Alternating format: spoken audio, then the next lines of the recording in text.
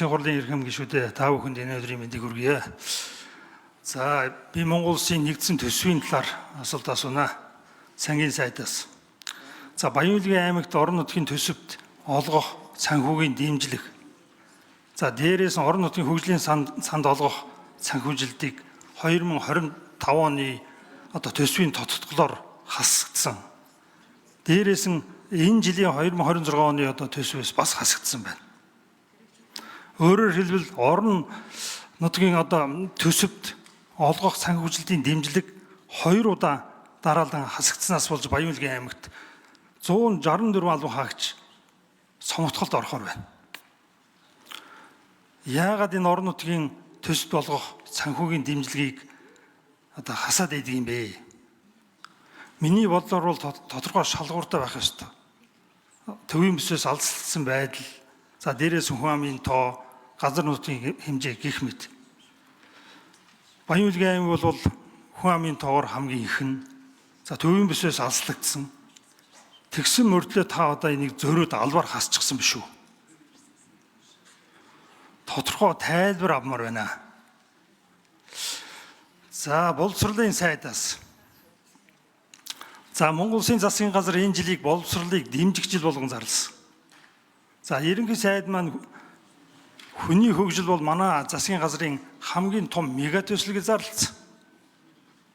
За, боловсролын хөрөнгө оруулалт энэ жил 2 дахин нэмэгдсэн.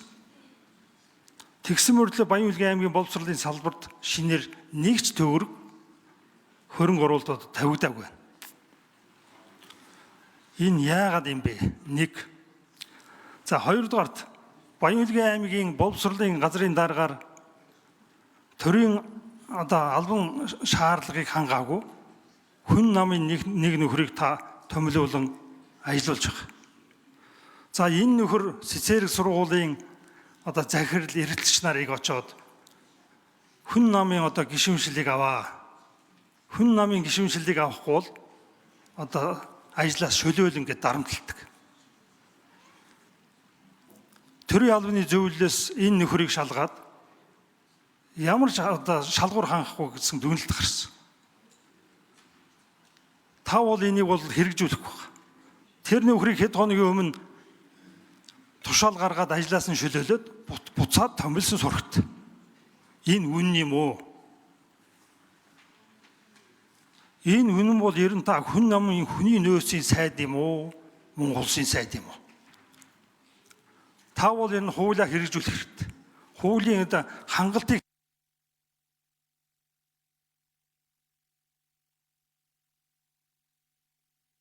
За, сангийн сайд болдын жавхлан хариулт өгье. За, Жамбыл гишүүнийхээ асуултанд хариулъя. За, орон нутгийн хөгжлийн сан ер нь аймагуд дээр жигд асагдсан байна. За, энэ дээр аймгийн төрийн төлөөллүүд гишүүд бол буруугүй. Жамбыл гишүүн та бол энд буруугүй шүү. Орон нутагт бас тиймэрхүү улс төрчин асуудлууд яригдсан байна лээ. Манай дээр ч хүртэл бичиг ирсэн. Тэгэхээр энэ ямар асуудал болсон бэ гэхээр энэ жил төсвийн орлого буурахад нөлөөлж байгаа зүйл маань энэ нүүрсний үн юм байгаа шүү дээ. Тэгэхээр амнат маань төсөвт ордын амнат маань бүхэлдээ дүн буурчж байгаа байхгүй юу? Тэгэхээр буурсан дүнгээс чи 10% нь аваад орон нутгийн хөгжлийн сан дээр тавиад аймагуд туугаад өгөхөр чинь энэ дүн буурна да. Тийм учраас тодтголоорч буурсан. За, тодтголоор буурсан дүнгээс эх жилийн амнатын дүн мөн дахиад бас тодорхой хэмжээнд буурж байгаа. Тэгэхээр дахиад буурж байгаа юм. Тэгээ ингэж хуваарлагдж байгаа учраас гишүүдэд энд ямар нэг буруу байхгүй гэдгийг би тодруулж хэлье.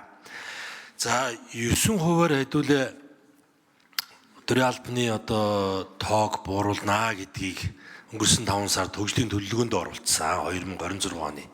За, энийг сая тодтолоор их хэрэгжүүлж эхэлсэн байгаа.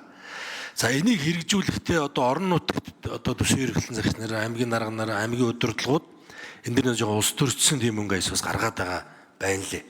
Бас бид нар бичиг ирсэн. Баян-Улгийн аймгийн даргаас бас ийм бичиг ирнэ лээ. За, тэрэн дээр харин 9%-аар цомогтол тэнд өртөх төрийн албаагч нараас сонголт хийхдээ улс төрчсөн маягаар ингэж хийж байгаа бол энэ бол буруу.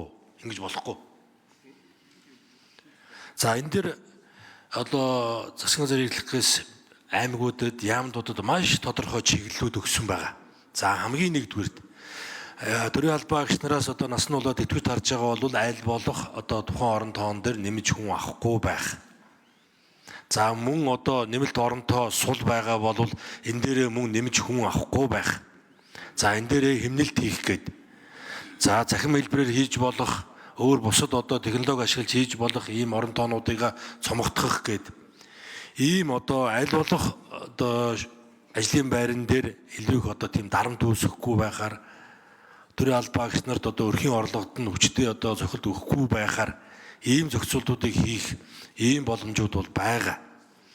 За тэгж байхад ингэж одоо улс төрсөн байдлаар ингэж хийх нь бол одоо мушгиж гуйлж төрийн бодлогыг хэрэгжүүлэх нь бол маш буруу шүү гэдгийг хэлье.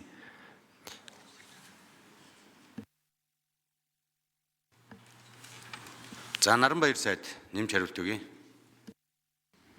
За Жангабил гишүүний асуултад хариулъя. Баян-Улгийн аймагт нийтдээ 4 төсөл арга хэмжээ цэцэрлэг сургуулийн барилга энэ жил одоо хэрэгжихээр заагдсан байгаа. За энэ дээр бол 2 цэцэрлэг 2 сургууль, үүнээс 3 нь бол шилжин хэрэгжихээр цэцэрлэгийн барилга 100 ортой Баян-Улгийн Үлгийн сум 12 дугаар баг, баг сургуулийн барилга 160 суудалтай Баян-Улгийн Ногоон нуур сумын 6 дугаар баг, сургуулийн барилга 320 суудалтай Баян-Улгийн Цэнгэл сум гэсэн байгаа.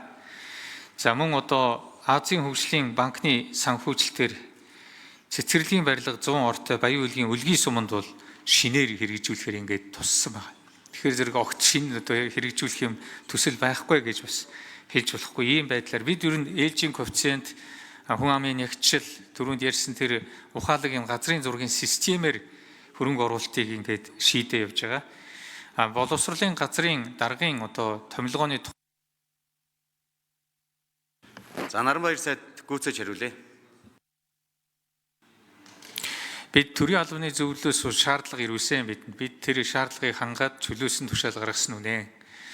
Цаашдаа бол энэ дээр төр томилгоогоор ажилуулах шаардлага гарсан учраас төр томилсон байгаа. Цаашдаа яг энэ хуулийнхаа хүрээнд бид томилгоог бол ингээ хийгээ явна. Зүгээр танд бас хэлэхэд бас Баян-Улгийн аймагт яг энэ сургууль цэцэрлэгийн асуудал төр улс төрчсөн ямар нэгэн тийм юм явуулахыг бол яамны зүгээс ч бол зөвшөөрөхгүй байгаа. Зүгээр зарим нэгэн одоо ирсэн мэдээлэлээр бол мөнгө төгрөг өгч ажлын байрыг одоо зардаг, олж авдаг, иймэрхүү одоо зохисгүй юмнууд байгаа нь үнэн шүү. Энийг нь одоо дэлгээд ингээд явах юм бол өнөөдөр тэнд байж байгаа нөхцөл байдал бол нэлээд энэ тал дээрээ бас нэлээд ужигэрсэн ийм байдалтай. За өөрсдийнхөө бас тэр боловсон хүчнийг хэтрүүлж хэрэгэлсэн, авсан, ажилд авсан гэдэргээд асуудлууд бол нэлээд хурсан байдığım байлээ шүү. Тэгээ энэ дээр бас бид шинжилгээ хийх. За Жангавил гишүүн тодруулж сууя. Боловсролын салбар таны яриад байгаа нь бол урд өмнө жил хэрэгжиж байгаа одоо төслүүдэлтэй. Гэхдээ сая нэг цэцэрлэг шинээр 100 ортой гэд хэлчлээ та. Би энэ номноос олохгүй байхын хаана бичээстэй байгаа болоо. За нэгдүгээрт, хоёрдугаарт та улс буцаад томилдог нь ямар учиртай юм бэ? Энэ хуулиа биелүүлж хуулийн хэрэгжилтийг одоо хангах ёстой юм шүү. Одоо чөлөөсөн тушаал гаргачаад хууль зөрчсөн гэд буцаагаад нөгөө хүндээ томилдог нь ямар учиртай юм бэ? Тодорхой хариу өгөөч та. Та тэгээд байвал энэ төрийн албаны зөвлөл бас наад хүнийг чинь одоо шөлөөлөх тийм хуультай шүү. Хуулийн дагуу ажиллах хэрэгтэй байна. За үг хэллээ. Ганбатын очир өтгшөө асуулт сууя.